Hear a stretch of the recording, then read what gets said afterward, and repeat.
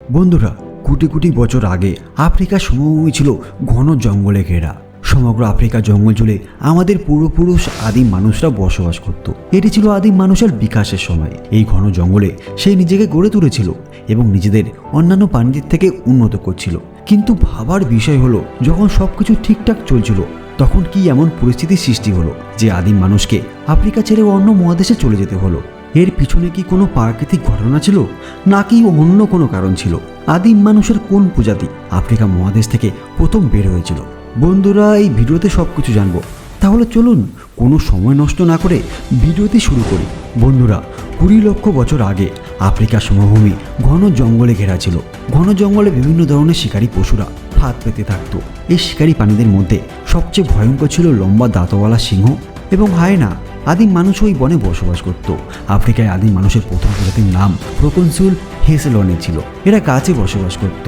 গাছে বসবাসকারী এই প্রাণীরা ফল ফুল খেয়ে জীবনযাপন করত। এই প্রাণীগুলো 4 পায়ে হাঁটত। তাদের উপরের এবং নিচের ঠোঁট সমান আকারে ছিল। এদের দেখতে আজকে শিম্পাঞ্জির সাথে অনেকটাই মিল ছিল। প্রকনসুলের জীবাশ্ম বেশিরভাগই পূর্ব আফ্রিকাতে পাওয়া গেছে এবং এই জীবাশ্মগুলো দেখে তাদের শারীরিক চেহারা কেমন ছিল সেটা জানা যায়। বিজ্ঞানীরা এই জীবাশ্মগুলোকে পরীক্ষা করার পর এটা অনুমান করে এইসব আদিম মানুষগুলো সেই সময় অ্যাগ্রেসিভ ছিল না। বিজ্ঞানীরা আরও বলে যে 10 মিলিয়ন বছর আগে সেই সময় পৃথিবীর তাপমাত্রা অনেক কমে যাওয়ার কারণে আফ্রিকার জঙ্গলগুলো প্রভাবিত হয়েছিল, যার ফলে প্রকনসুল গাছ থেকে মাটিতে নেমে আসে আর তারা 2 পায়ে হাঁটা শুরু করে এবং একটি অন্য প্রজাতি আর্টিপিথেকাস র্যামিডাসে বিকশিত হয়। এই সময় তারা 2 পায়ে ভর করে হাঁটতে পারলেও তাদের পায়ে একই রকম ছিল, যার কারণে তাদের চলাফেরা ছিল আজকের মানুষের থেকে একেবারেই আলাদা। 2 পায়ে হাঁটা সত্ত্বেও তারা গাছের সাথে লেগে থাকতো বা 2টি হাতের সাহায্যে গাছে উঠত। সময়ের সাথে সাথে যেমন আফ্রিকায় গাছের সংখ্যা কমেছিল, তেমনই একটি নতুন প্রজাতি আফ্রিকাতে বিকশিত হচ্ছিল, যাকে অস্ট্রালোপিথেকাস অ্যাফারেনেসিস নামে জানা যায়। সবকিছু জানার ও বোঝার ইচ্ছার প্রবণতা ইত্যাদি এইসব জীবের মধ্যে জন্মেছিল। তাদের মনের বিকাশও ঘটে, তাদের শারীরিক গঠনও বদলে যায়। তাদের চলাফেরা আজকের মানুষের মতোই ছিল এবং তারা একসাথে বসবাস করতে থাকে। এই জীবটি সাধারণত তৃণভোজী ছিল, গাছের ফল পাতা খেয়ে জীবন কাটাতো, কিন্তু মাংস পেলেও তাও খেয়ে নিত। যখন জঙ্গলে শিকারী পশুরা তাদের শিকারকে খাওয়ার পরে ছেড়ে দিত, তখন তারা সেগুলো খেয়ে ফেলত। তারা নিজেরা শিকার করতো না, কারণ তাদের কাছে তখন আধুনিক অস্ত্র ছিল না। অনেক সময় খাবার না পেলে গাছের শিকড়ও খেয়ে ফেলত। 1.5 মিলিয়ন বছর আগে অস্ট্রালোপিথেকাসরাও বিকশিত হয়ে যায় এবং এরাই প্রথম প্রজাতির মানুষ যারা পৃথিবীতে পা রাখে। বিজ্ঞানীরা এদের নাম দেয় হোমো হ্যাবিলাস। তারপর থেকে আদি মানবরা আর পিছনে ফিরে তাকায়নি। এরা প্রতিদিন নতুন নতুন জিনিস শিখতে থাকে, কিন্তু সময়ের সাথে সাথে এই হোমো হ্যাবিলাসও বিকশিত হয়ে যায় এবং পৃথিবীতে পা রাখে হোমো ইরেক্টাস। হোমো ইরেক্টাস ছিল আদিম মানুষের সেই প্রজাতি যারা আফ্রিকা মহাদেশ ছেড়ে অন্য মহাদেশে বসবাস করার জন্য সিদ্ধান্ত নিয়েছিল। বিজ্ঞানীদের মতে 1,80,000 বছর আগে হোমো ইরেক্টাস ইউরোপ এবং এশিয়া মহাদ্বীপে চলে যায়। ধীরে ধীরে পুরো মহাদেশে ছড়িয়ে পড়ে। পশ্চিমের দেশ, উত্তর আমেরিকা এবং দক্ষিণ আমেরিকা, তারা সব জায়গাতে ছড়িয়ে পড়ে। প্রতিটি মহাদেশের জলবায়ু অনুসারে তাদের গায়ের রং, রূপ পরিবর্তন হয়ে যায়। এখানে আমরা বলতে পারি যে যারা ঠান্ডা জায়গায় বসতি স্থাপন করেছিল তাদের চেহারা ফর্সা হয়েছে এবং যারা গরম জায়গা বেছে নিয়েছে তারা কালো হয়ে গেছে। কিন্তু বন্ধুরা, মাথায় এখনও এই প্রশ্নটাই রয়ে গেছে, কেন হোমো ইরেক্টাস আফ্রিকা মহাদেশ ছেড়ে চলে গেল? আসুন এর পিছনের কারণটি আরও ভালোভাবে জানি। বিজ্ঞানীদের মতে তাদের ছাড়ার প্রধান কারণ ছিল জলবায়ু পরিবর্তন। আসলে ওই সময় ভূমিকম্পের কারণে পৃথিবীর টেকটনিক প্লেটগুলোতে ভয়ঙ্কর নড়াচড়া হয়েছিল। টেকটনিক প্লেটগুলোর নড়াচড়ার কারণে চারিদিকে পাহাড় পর্বতের সৃষ্টি হয় এবং এসব পাহাড় পর্বতের কারণে হাওয়ার গতিপথ পরিবর্তন হয়। হাওয়ার দিক পরিবর্তনের কারণে ঘন জঙ্গল শুকিয়ে যেতে শুরু করে। এই ঘটনা ঘন জঙ্গলকে তৃণভূমিতে পরিণত করে দেয়। জলবায়ু পরিবর্তনের কারণে আমাদের পূর্বপুরুষ হোমো ইরেক্টাস আফ্রিকা মহাদেশ ছেড়ে অন্য মহাদেশে থাকার জন্য চলে যায়। এই জলবায়ু পরিবর্তনের প্রভাব মহাদ্বীপে বসবাসকারী অন্যান্য জীবদের উপরও পড়েছিল। কিছু পশুরা এই জলবায়ু পরিবর্তনের সাথে নিজেদের মানিয়ে নিতে সক্ষম হয়েছিল, আর যারা পারেনি তারা বিলুপ্ত হয়ে যায়। যখন হোমো ইরেক্টাস সমস্ত মহাদেশে ছড়িয়ে পড়েছিল, তখন আদিকালে হোমো ইরেক্টাস যাযাবর জীবনযাপন করত।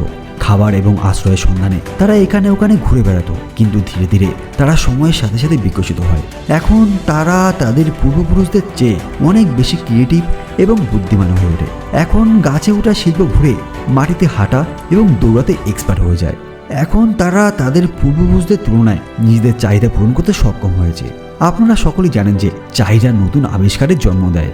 মানুষের এই প্রজাতি থেকে আধুনিক মানুষ হয়ে ওঠার পিছনে হাতিয়ারের বিশাল অবদান ছিল। পূর্ব আফ্রিকাতে পাওয়া এইসব প্রাণীর হাত থেকে জানা যায় যে প্রাণীগুলোকে ধারালো অস্ত্র দিয়ে হত্যা করা হয়েছিল। গবেষণায় জানা গেছে যে আদিম মানুষরা তাদের সময় কাঠ এবং পাথরের অস্ত্র তৈরি করতে শুরু করেছিল। হাতিয়ারের সাহায্যেই এরা অন্য পশুদের শিকার করতে শিখে যায়।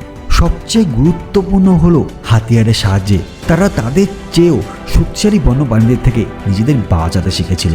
মানুষ যদি নিজেকে রক্ষা করতে না পারত তাহলে এই পৃথিবীতে হাজার বছর ধরে বেঁচে থাকা তাদের পক্ষে অসম্ভব ছিল। মানে মানুষের আকারে তারা অনেক বিকশিত হয়ে যায় এবং প্রতিটি পরিস্থিতিতে নিজেকে মানিয়ে নিতে শিখেছিল।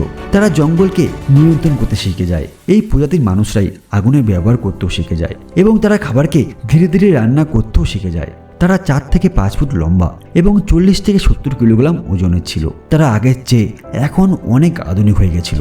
সময়ের সাথে সাথে তাদের মস্তিষ্কের বিকাশ ঘটেছে, কিন্তু পৃথিবীতে বেঁচে থাকা এত সহজ ছিল না। পৃথিবীতে জীবনযাপনও অনেক কঠিন ছিল। কিন্তু বিকাশের পরের প্রজাতি হোমো হেইডেলবার্জেনেসিস নিজেকে এই পরিস্থিতিতে মানিয়ে নিয়েছিল। এরা পৃথিবীতে মানুষদের প্রথম প্রজাতি ছিল যাদের মাথার আকার আর ওজন আধুনিক মানুষের মতোও ছিল, কিন্তু তাদের চোখ এবং মুখ তখনও বড় ছিল। কিন্তু এই শেষ পর্যায়ে তারা সম্পূর্ণরূপে বিকশিত হয়ে গেছিল। তারা জানতো কিভাবে বাড়ি তৈরি করতে হয়। শুধু তাই নয়, মৃতদের কবর দেওয়াও শুরু করেছিল। আমরা বলতে পারি যে এখন মানুষ জানতো কিভাবে পৃথিবীতে জীবনযাপন করতে হবে, কিভাবে নিজের জন্য খাবার এবং জলের ব্যবস্থা করতে হবে এবং কিভাবে নিজেকে রক্ষা করতে হবে। এইসব জিনিসগুলো শিখে গেছিল। আপনি শুধু এখন একবার ভাবুন, এখানে পৌঁছতে আদিম মানুষদের বিকাশের অনেক কঠিন পর্যায়ের মধ্যে দিয়ে যেতে হয়েছিল। হোমো হেইডেলবার্জেনেসিস প্রজাতিতে আসার জন্য মানুষদের 20 রকম প্রজাতির ইভলিউশন হয়েছিল।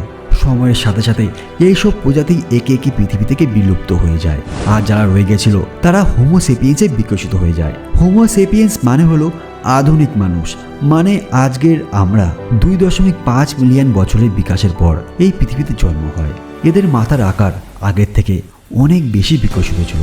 এরা অনেক বেশি ক্রিয়েটিভ ছিল। এরাই একমাত্র প্রজাতি ছিল যারা নিজেদের জীবনকে সহজ করার জন্য প্রতিটা জিনিস ডেভেলপ করে যেগুলো তাদের জীবনযাপনের জন্য দরকার ছিল। এরা প্রতিনিয়ত নিজেদের আরও বিকাশের জন্য কাজ করে চলছে। আজ আপনি দেখতে পাচ্ছেন আমরা কোথায় আছি। তবে বন্ধুরা, আমাদের বুঝতে হবে যে শেখার এই প্রক্রিয়াটি এখনও শেষ হয়নি এবং কখনোই শেষ হবে না। আমাদের সভ্যতাকে যদি আগেও অব্যাহত রাখতে হয় তবে প্রতিটি পরিস্থিতিকে মোকাবেলা করার জন্য আমাদের আরও অনেক অনেক দূরে যেতে হবে। আশা করি বন্ধুরা আজ আপনারা এর মাধ্যমে অনেক কিছু জানতে পেরেছেন। আর এই ভিডিওটি ভালো লাগলে একটা লাইক করে দিন আর কমেন্ট করে আপনাদের ইচ্ছের কথা বলুন। আর চাইলে আপনাদের বন্ধুদের সাথে শেয়ার করতে পারেন। যদি আপনারা আমাদের এই চ্যানেলটিকে এখনও পর্যন্ত সাবস্ক্রাইব না করে থাকেন তাহলে প্লিজ চ্যানেলটিকে সাবস্ক্রাইব করে নোটিফিকেশন বেল আইকনটিকে প্রেস করে দিন, কেন কি এমনই নলেজেবল ইন্টারেস্টিং ভিডিও আমরা প্রতিনিয়ত নিয়ে আসতে থাকি। তাহলে আজকের মতো এতটাই, আবার খুব শীঘ্রই দেখা হবে নতুন একটা ভিডিওতে।